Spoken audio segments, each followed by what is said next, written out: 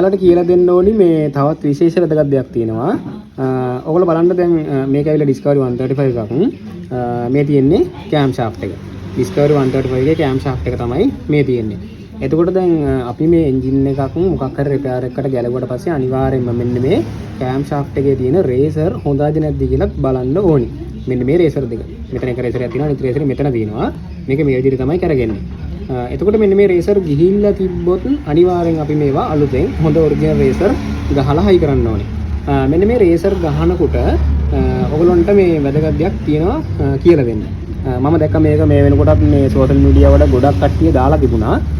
මටත් හිතුණා මගේ ඔඩියන්ස් එකටත් මෙන්න මේක කියලා දෙන්න ඕනි කියලා. එන්න ඒක තමයි දැන් අපි මෙන්න මේ කෑම් ෂාෆ්ට් එකේ රේසර් ගිහිල්ලා තියෙනවා නම් අලුතෙන් අපි රේසර් ගහනවා.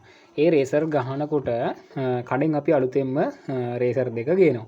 ඒ රේසර් කඩෙන් අපි අලුතෙන් ගේනකොට එන්නේ ගේන රේසර් වල වටේට තියෙනවා මෙන්න මේ වගේ කවර් එකක්. ඒක ප්ලාස්ටික් කවර් එකක් වෙන්න පුළුවන්. එහෙම නැත්නම් යකඩ කවර් එකක් වෙන්න පුළුවන්.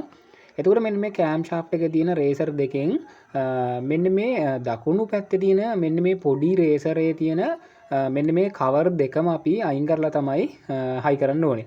නමුත් මෙන්න මේ ලොකු රේසරේ, ඒ කියන්නේ කෑම් ෂාෆ්ට් ස්පොකට් එක ළඟ තියෙන රේසරේ අපි දෙපැත්තෙම තියෙන කවර් දෙකම අයින් කරන්නේ නැහැ. එක පැත්තක තියෙන කවරයක් විතරයි අපි අයින් කරන්නේ. මෙන්න මේ ස්පොකට් එක පැත්තේ තියෙන කවර් එක අපි අයින් කරන්නේ නැහැ. ඒක අයින් කරන්නේ නැති වෙන්න බලපාන හේතුව පොඩ්ඩක් මම ඔයගොල්ලන්ට දැන් පැහැදිලි කරන්නම්. ඔයගොල්ලෝ හොඳට බලන්න මෙන්න මේ හෙඩ් එකේ තියෙන මෙන්න මේ තව්ව හරහා තමයි මෙන්න මේ කෑම් ෂාෆ්ට් එක ළඟට ඔයිල් වැඩ කරන්නේ. ඒ කියන්නේ මේක මේ ලයින් එක හරහා තමයි ඔයිල් ඇවිල්ලා මෙන්න මේ කෑම් ෂාෆ්ට් එකේ මෙන්න මේ හරිය රැඳෙන්නේ.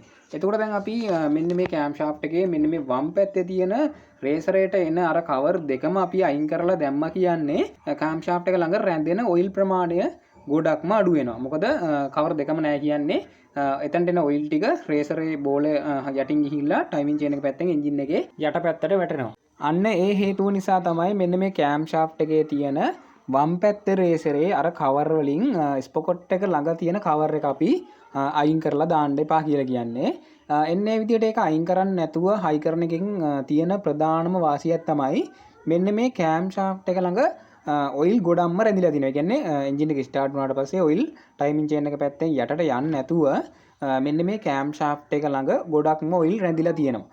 එතකොට මෙන්න මේ කෑම් ෂාෆ්ට් එකට හොඳට ඔයිල් වැඩ කරනවා. හරිද?